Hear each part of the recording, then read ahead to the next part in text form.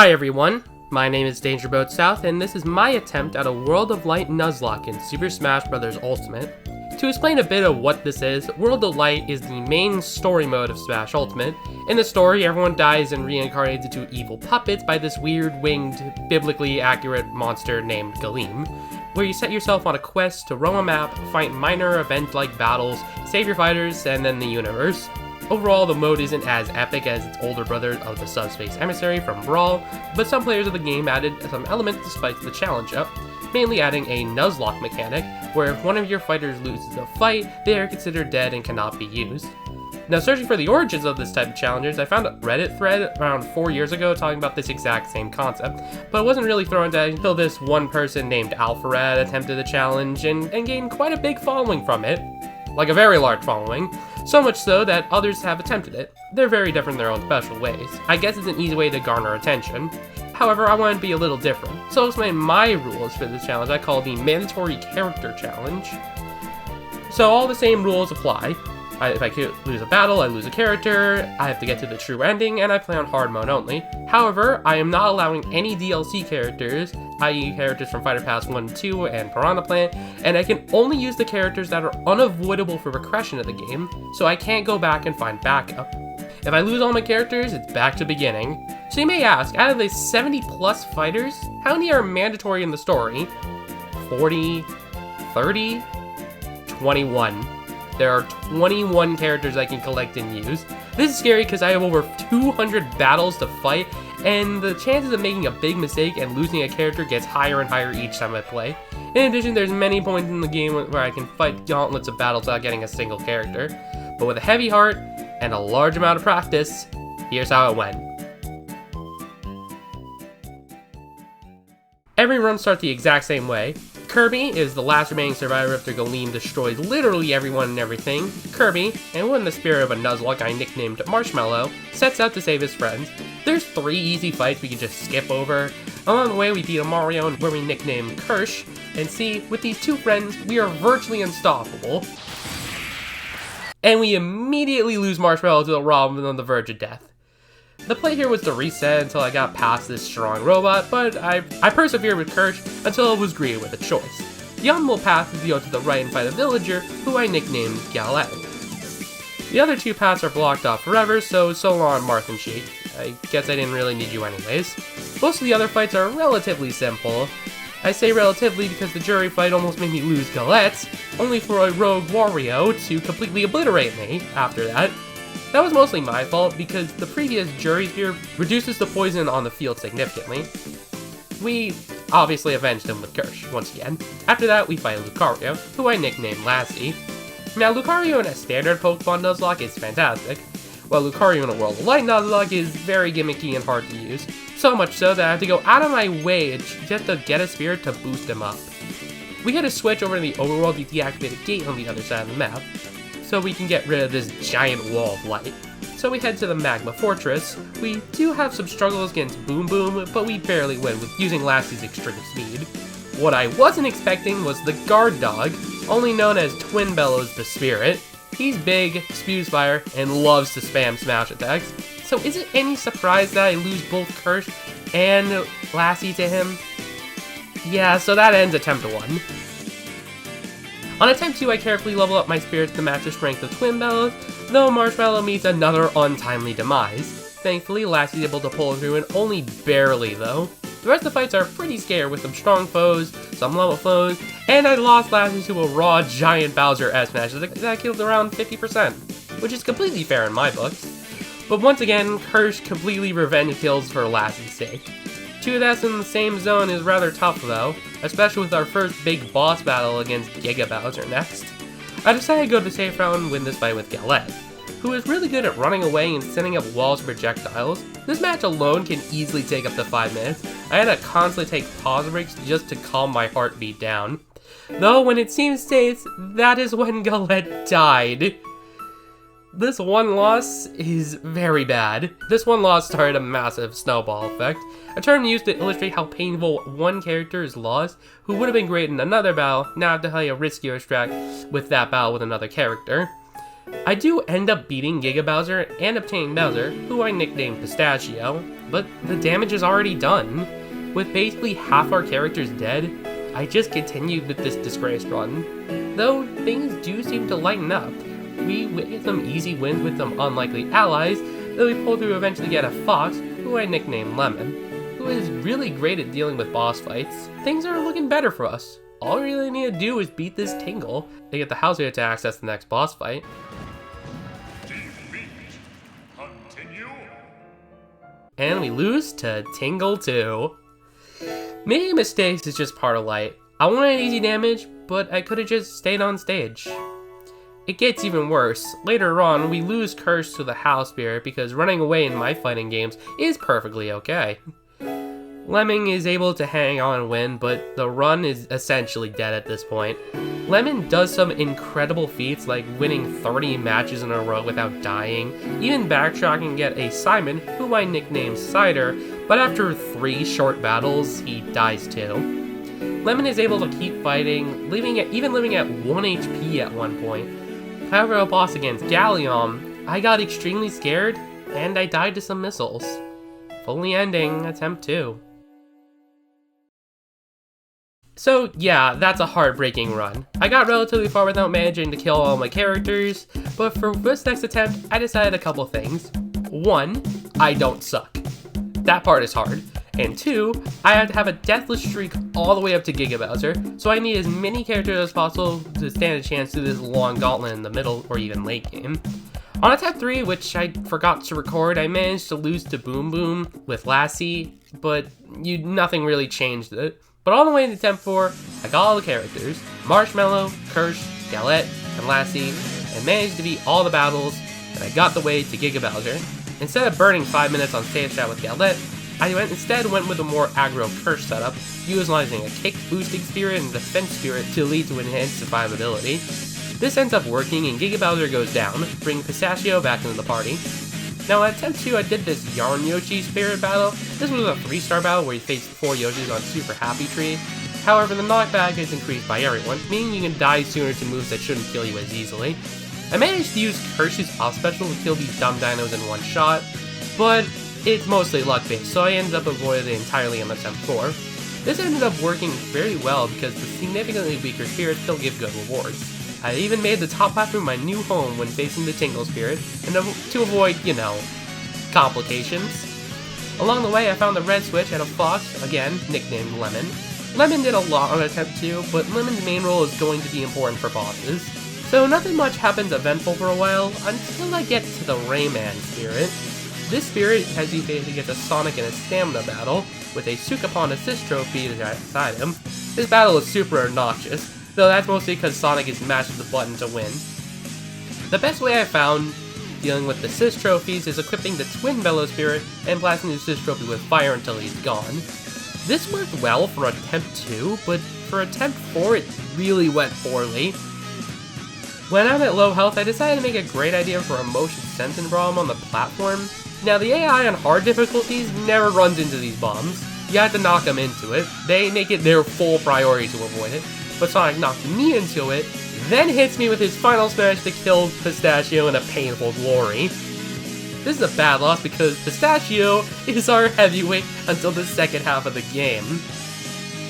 Fortunately, Kirsch is able to cheese the stupid hedgehog by keeping him to the same place where Rayman Series is, currently in the ground. I lost the powerhouse. So after that brutal loss, I decided to round up the remaining troops on the mandatory path to the light realm. First, I need to activate the green switch, guarded by a Venusaur spirit. This battle can be touched, but it's no match for Marshmallow. I enter the Temple of Light to get back Simon, once again nicknamed Cider, and continue to press on to the mini dungeon until I fight and beat a Pit, who I nicknamed Cabernet. Cabernet is a great backup when it comes to easy edge guards. After beating Pit, the weird mysterious crystal thing shatters and the giant chasm of light around the bridge fully goes down. Once we go back and make our way across, we beat a Samus, who I nicknamed Sorbet. I tried to proceed forward to the Rathalos fight towards the large island in the far right corner of the map, but I almost lost Lemon to a random fight against a spirit named Orbulon. If I was recording my voice during this part, you would hear me screaming bloody murder from the amount of salt and till this one Mewtwo caused. But eventually, we won. So since I'm basically blocked from any progression until I get stronger or face the Hal Emerald Spirit fight to gain access to the base. I decided to take the latter option on this one, so I fully expected Marshmallow to face an other untimely demise like an attempt 1-2. But, miraculously, combined with Super Spicy Curry, we win, and he lives for a while. This one puny Marshmallow goes on a massive rampage.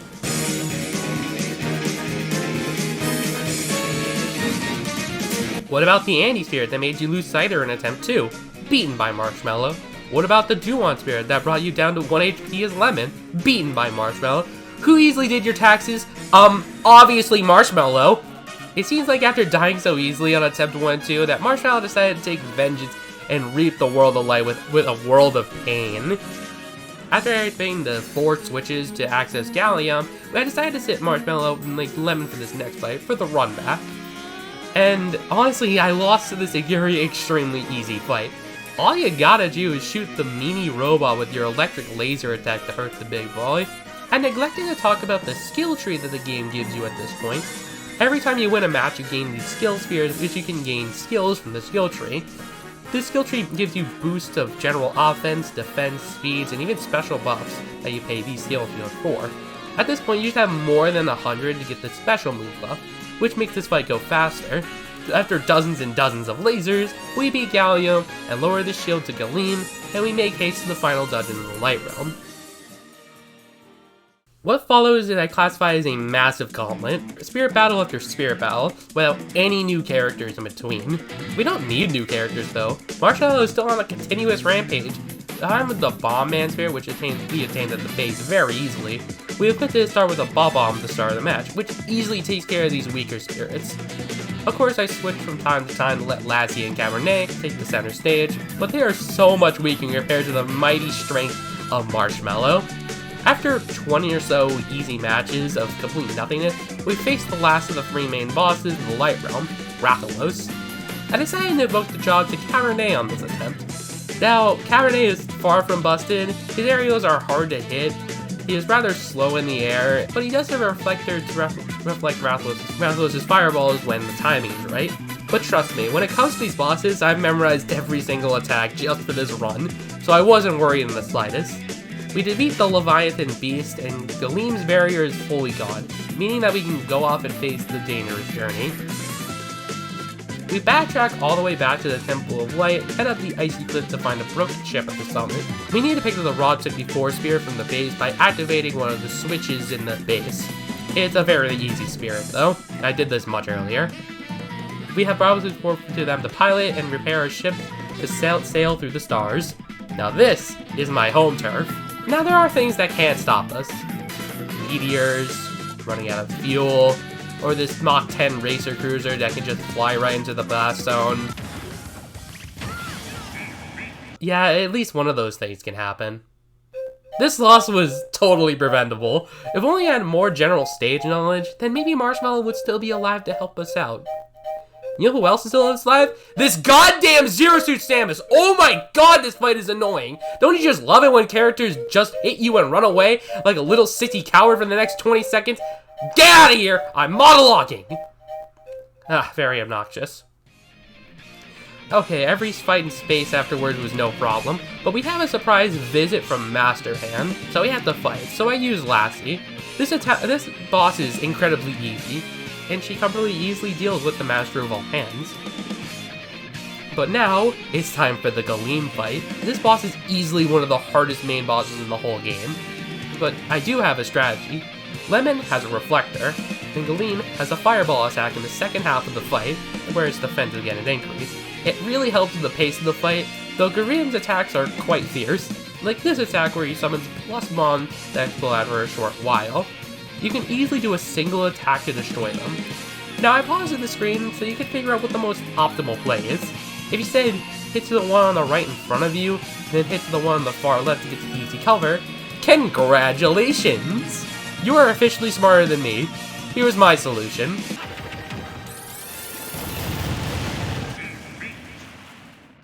Yeah? This was also a stupid death. I could have easily lived if I just took my time, but instead, I got greedy and got Lemon killed, which isn't even the end of it. I decided to bring Cabernet into this fight because my philosophy was he also had a reflector and it should be easy. I already had a tough time hitting Raphalos with multi-hits with Cabernet's stubby blade, but the way I died was such nonsense. I wanted to escape these clones that spawn after Galeem's second phase began. It spawns any characters under Galeem's control, like this super strong Dr. Mario and a versatile Shulk. Plus, Galeem can still do attacks where they are after you. This time it's a 6 electric balls that target you, and the safe play was to go underneath the stage because Pit can easily just go underneath it. But I guess I was wrong. Just look at how disgusting this hitbox is. But I couldn't accept defeat, because you know who else couldn't accept defeat? Kirsch, baby. Even if he miraculously survived whatever happened here, he will still avenge his friends and defeat Galeem with his fiery fist that he possesses. With all that out of the way, Galeem decides to retreat and open the center stage for Darkon, the pure being of darkness. With the Dark Realm open and 5 characters remaining, this will be a very close game. So the Dark Realm is a much more linear route than the Light Realm. We basically have a choice of 3 routes: the northern route to the Mysterious Dimension, the leftmost route to the Sacred Realm, and the rightmost route to Dracula's Castle. Picking the best route is the most optimal, and that path is the northern route. I'll explain later, but picking the rightmost route is the death sentence due to the fact that there's 0 mandatory characters on that route, even though it is the easiest one to start off with. And the leftmost route also seems favorable, but realistically there's so many scary spirits there, and I still need 2 very crucial spirits to continue. So, going north there's not much trouble. There is a long Crazy Hand fight, but Lacti continues to prove her usefulness and defeat the crazy body part with ease. The only other thing to note before I enter the dungeon is I spent 4 minutes prepping for this one Karate Joe fight, only for him to SD a minute later. We take those, I guess. So, welcome to the Mysterious Dimension, a whole map that looks like some famous artists just splattered paint together and called it art. This whole dungeon is a sort of quiz, whether you know your character's lore or not. Answer these questions can offer you spirit points, which is set up well for readjusting their spirits in the skill tree, meaning it costs 100 spirit points just to deselect it and reselect another one. Though, one thing I noticed while traversing this odd land is a set of 6 gravestones. But what does this mean? I mean, we already lost 4 characters, but I won't lose more, right? Well, that's what I thought until I got to this Greninja fight, almost lost, won anyways, nicknamed her Blueberry, then immediately in the next match against the off-the-hook Spirit Battle, Blueberry immediately died. Make that 5 graves now. We also have a new record for someone dying immediately after we attain them.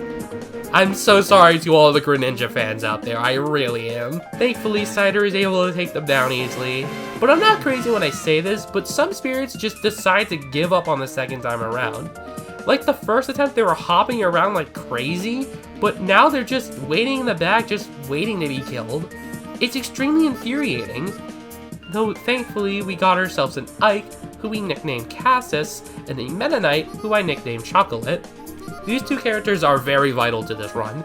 The latter can do easy edge guards to replace Marshmallow and Cabernet, while the former can be really strong smash attack, replacing Pistachio. Though, before I even continue this run, I have to beat the Taboo Spirit. But if you saw my previous video I made about spirits, you would know this spirit is really scary. Big, strong, metal, sudden damage, Bayonetta. This could easily cause us to wipe. However, I came up with a game plan involving Ike's out special, Aether. What this move does is launch the opponent upwards with the sword before sending him to the ground and spiking them. If this move is used offstage, then it'll kill the enemy before it kills you. So my strategy is we take little damage and hit few buttons to win. Let's see how it goes.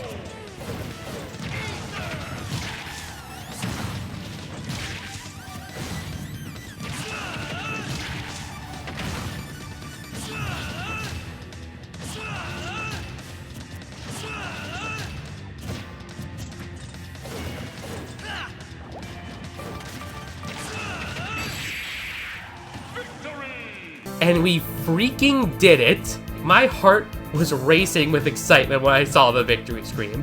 In this run alive, we take on the boss in this area, Marks, from Kirby Superstar. This is one of the easiest bosses in the whole run. Any character can win this fight, but I went with Galette. With his quick air moves and fairly strong aerials, Marks was no match. Unfortunately, no Nova explosion this time around, but I can certainly edit it in. But we are not out of this dimension just yet. We still have 2 more fights to go up against. First is this Medusa spirit in the Black Hole Rift. This is a fairly easy fight with Cider, and by leveling up with Snacks with this Medusa spirit evolves into Super Sexy Medusa that can make our fighters big for around 15 seconds. If we have transformation duration in the skill tree, it'll be doubled. Then we are off to the lower parts of the map to face against the Regigiga spirit. Though I am going to admit, I made a mistake. I thought the spirit battle was like the giant Rob with super armor similar to the one back at the beginning of the game, where every time I hit him, I can't deal knockback to him. Turns out, I was wrong, so my projectile spamming idea was kinda backfired. Although I managed to avoid a Rob final smash, Cider was easily defeated. Make that 6 gravestones. The prophecy never lies. Castus with his blade ability was able to easily overwhelm the robot, and we get the Regigiga spirit, which grants us slow super armor, meaning that we don't take knockback until a super strong attack, or around 100% where it just stops working. With that, we backtrack to the center and the leftmost path next. Now with some added bulk and some strength, all these spirit battles are completely easy. One crazy hand fight, many inklings, and a cave crocodile later, we easily make it to the Sacred Realm, home with a Triforce. We can get a grand total of 5 new fighters here. Towards the middle bottom of the map, we can fight a Sonic, who I nicknamed Chai. Not showing any bias here or anything, but I think I have a special connection to this one. All this dungeon is a series of puzzles to get the Triforce pieces. The wisdom one is just lighting up these correct torches. And no, I don't have trouble trying to figure out what the right order is. After setting the torches to 1210, we fight an Impa Spirit to unveil the way over to a stray Zelda, we fight and win and nickname her Candy. That's one of the Triforce pieces acquired. Before we get to the second piece, I decided to do a bit of exploring, and I just so happened to find the magical vacation protagonist spirit. Now, if you don't know my channel at all, it's mostly just here to spread magical vacation propaganda to you generous viewers who like and subscribe to this channel to create a strong army of supporters for this niche game series. And if you don't want to comply, that may happen to you. Nah, I'm just kidding. We don't care if you hate the game. As long as you know it exists, I'm happy. Next, we stroll over to the Lost Wars, where we find a missing Triforce Peach of Courage. There's a couple of notable moments, like this tiny con spirit that does my favorite strategy, running away like a complete loser. We fight a Skull Kid spirit, who we will level up later to be very useful. And we disobey Sonic's hatred of water, and we swim to the water and find a lone spirit named Saria, and ferociously murders Cassus in broad daylight. Wait, excuse me, what? This is a bad loss. We lost another heavy hitter, and our run is now in extreme chaos. Kirsch, the anime protagonist he is, avenges his friend to unblock the way to the hero of courage, Youngling, who I nicknamed Sesame. Losing a strong sword fighter to a guy who collects buzz is a pretty deadly loss. But our hope isn't gone yet, because in front of the Master Sword is Cloud Strife, who we beat and nicknamed Parfait. I mean, most Ike players just play Cloud anyways, so why can't I be the same? Though my hopes are immediately shattered when I realize, in order to beat this entire area, I have to beat the 4-star Calamity Ganon spirit. I formerly said that all you need to do is just edgeguard the dumb wizard to win, but that's so much easier when you aren't under a constant thought of failing. And with that fear comes stress, and with stress comes frustrations, and with frustrations comes from losing Galette to the Beast Wizard. So I decided to retreat and get the other Ganon up north. No other fight that gives me nearly as much trouble, though this Vadi spirit is very annoying. So we find Ganon, beat him, and we nickname him Ganache. So after collecting the final Triforce spirit, the castle rises from the ground to unveil the next boss fight. Though we actually have to get through Calamity Ganon first. I just wanted another easy edgeguard from Chocolate, like I did with the other Ganon I just beat, but I couldn't get him off stage and he just killed Zelda with a random F smash. Now I know, technically, you don't die in this instance, but we still technically lost the fight. So let's just say that Chocolate felt so defeated that he just gave up and ran away. We agree? Good. So now it's up to Kirsch to once again avenge his fallen friends and defeat Calamity Ganon, of which he does. I don't mean for Kirsch to just keep getting these revenge kills, but that's just in Kirsch's nature. To protect, to save, and to definitely not simp for Candy. I don't know what the real reason is. Speaking of Candy, she's going to be our main character against the Ganon boss fight. While his weak point is his tail, which is kind of tough for most characters to get to, Candy can just use her up special to get right through. Ganon does have some strong attacks, like a back strike, massive jump, and a spin tornado attack. But other than those 3 attacks, we should be okay. With a couple of warps and kicks later, we destroy the Beast Ganon, and defeat the second boss of the Dark Realm. With all that said and done, we head down a familiar road. With only 8 characters remaining, we face a rather large gauntlet, topped off with a boss and the true boss of the Dark Realm. It's almost like fate how this run paralleling with itself, and just like a few hours ago, our main destroyer of worlds is Ganache this time.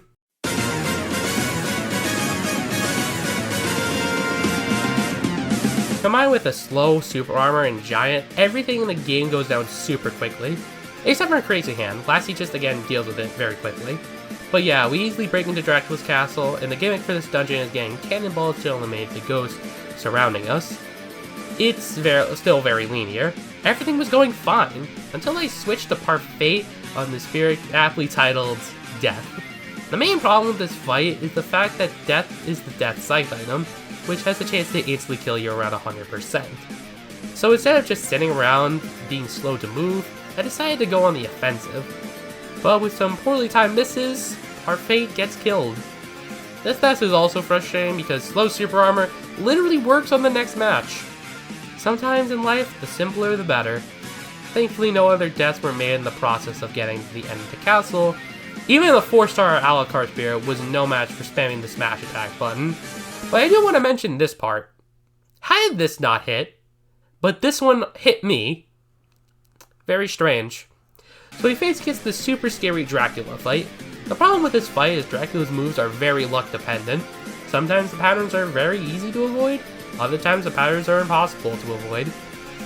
This boss has 2 phases too, though the second phase is easier to deal with when you have a character with projectiles. Oh wait, Chai here, he doesn't have a projectile, what are you doing here? So try as I might, Chai falls to a powerful strike from Dracula, ending my favorite little animal who only wears shoes. This loss was sad, because he would still be alive if I just had made the second biggest mistake of the run. We'll get to the first big mistake later. Thankfully, Sorbet, who hasn't had a chance to shine until now, easily handles Dracula. Now we only have 6 characters to deal with the strong Darkon fight. I was struggling to figure out who would be the great for this fight, but honestly the only one I could bring out in this time is Kirsch. I need Sesame for later, Ganache is too powerful for normal fights, I need Lassie for the hand battles later, Sorbet is important later, and so is Candy with her final smash. So, I enter the battle with my life-stealing Skull Kid and Majora's Mask Spirit, and try to win.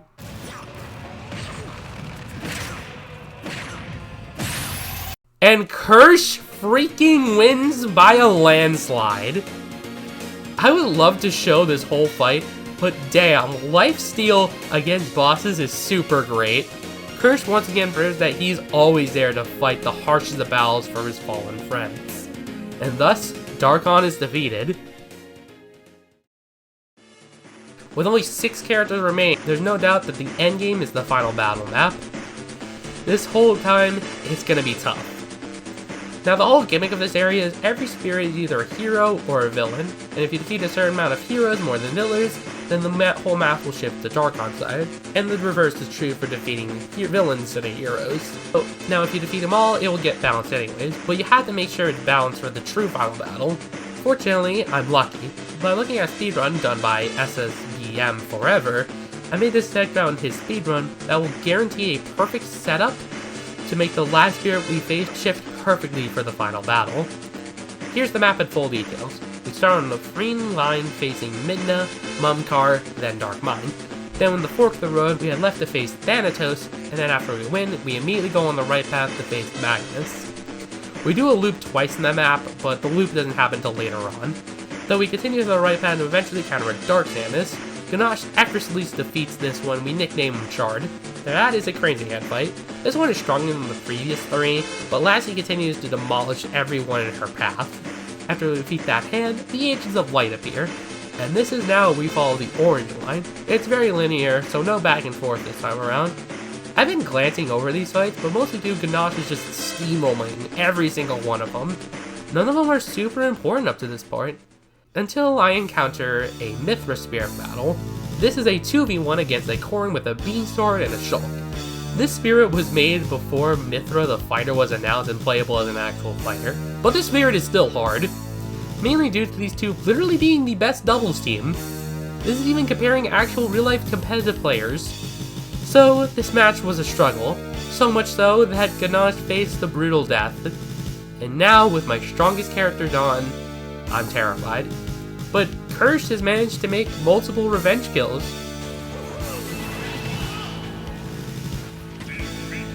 Yeah, that death hits way harder. My only good, decent gameplay left is to use Candy. Her final smash can easily cheese someone, but once again, Mithra takes another soul. And now, we're suddenly down to 4 characters. Those 3 were some of the strongest I've had, one of which was basically there since the very beginning. When writing the script, I just realized that the characters I named were Ganache, Candy, and Kurt, and if you play in Magical Vacation, this hits even harder. This was the love triangle of that game, the Triforce pieces of the Wisdom, the Power, and the Mario. Now with them gone, the run is basically dead. I hopelessly select Sorbet to hopefully manage to get out this scenario alive. At least I have 2 chances for this attempt. I do manage to bring down Shulk this time, but it's gonna be close.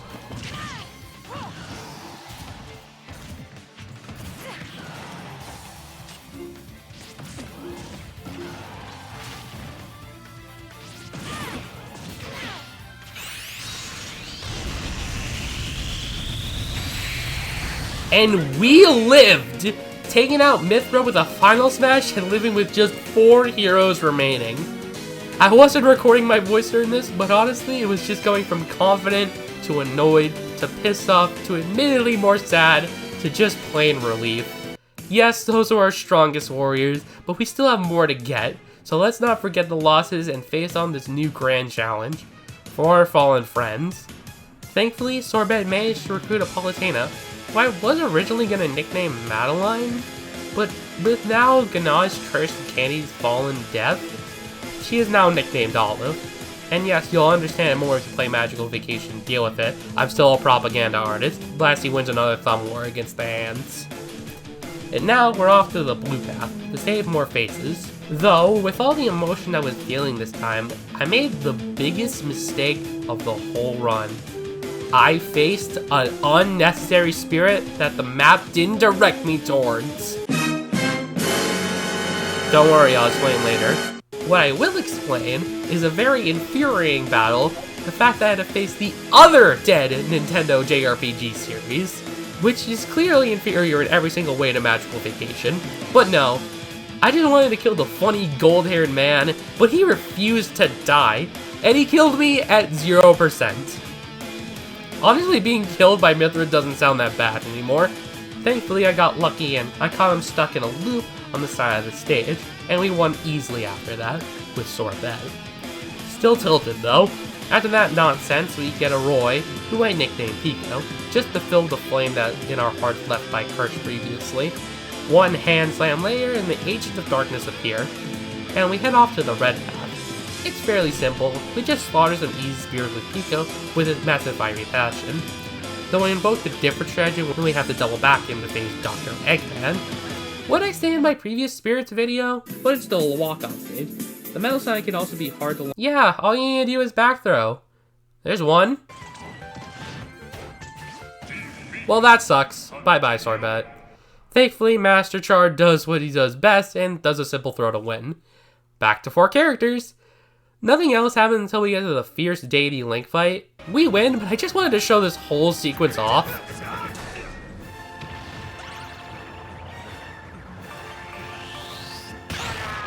Yeah. We still win, though. After that, we had our last encounter, a Piranha who I nicknamed Breathe. Another hands, another defeat. Seriously, I doubted Lassie's abilities to destroy bosses. Sorry for dissing you at the beginning, Lucario. I now love you. Now we have 4 spirits to face the final black line with, who I dubbed the Elite Four. Mithra, who's kinda like Lorelei, the buff strength of Gigamac, clearly Bruno, the craftiness of Peach, open parentheses, wedding, close parentheses, definitely an Agatha type. Now I was gonna say this Hanawa fight was Lance of some kind, but realistically she's more of a Karen, because she's scary.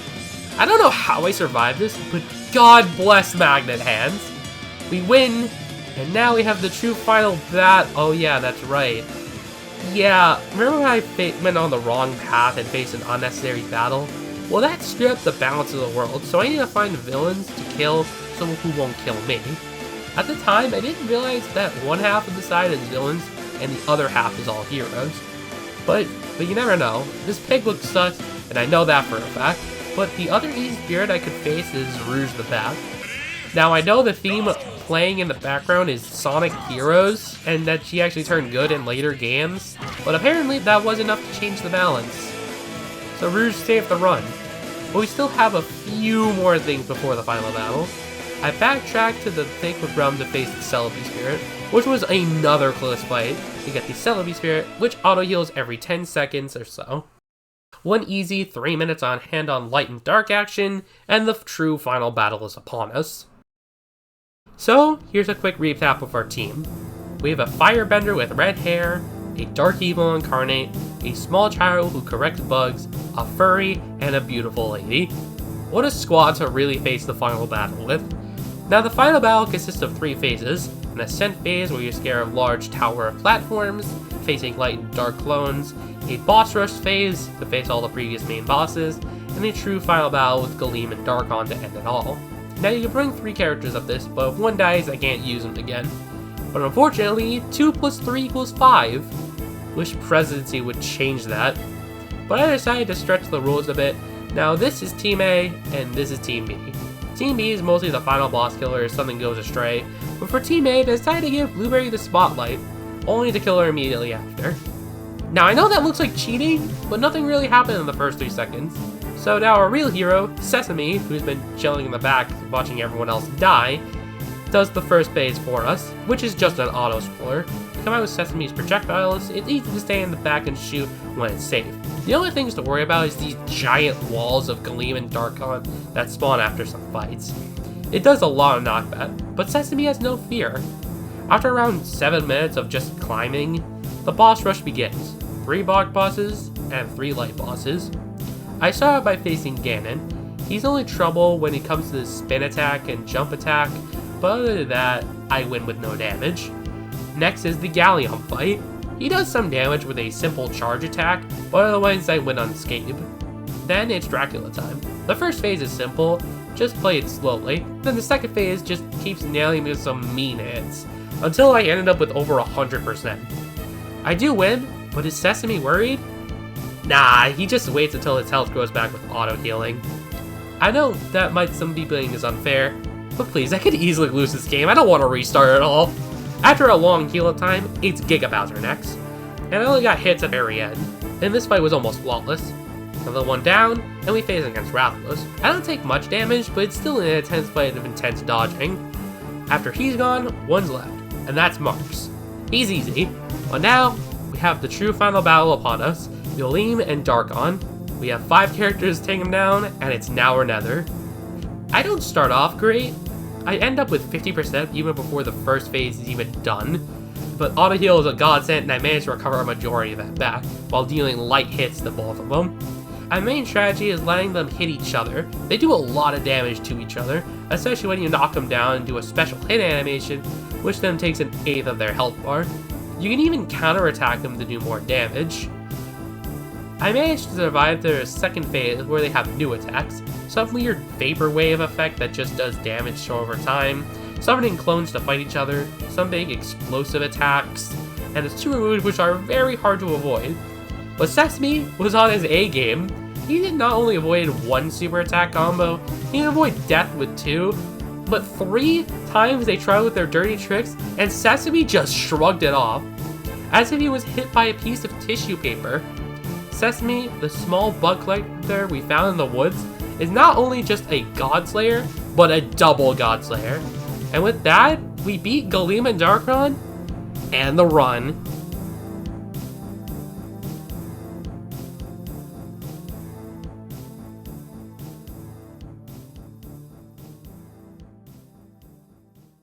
And man, that was a fun challenge. I planned this entire thing out a few months ago, and now I can rightfully say I enjoyed it. This one was so much fun being at the edge of my seat for the entire time. Sure, I could have made less mistakes, but sometimes it's not all about playing optimally. It's about having fun and being the better person from it. If you want to see me do more runs in this style, please let me know. I'll Nuzlocke other games if you want me to as well. But with that, I'll see you all in the next video. Take care. Goodbye.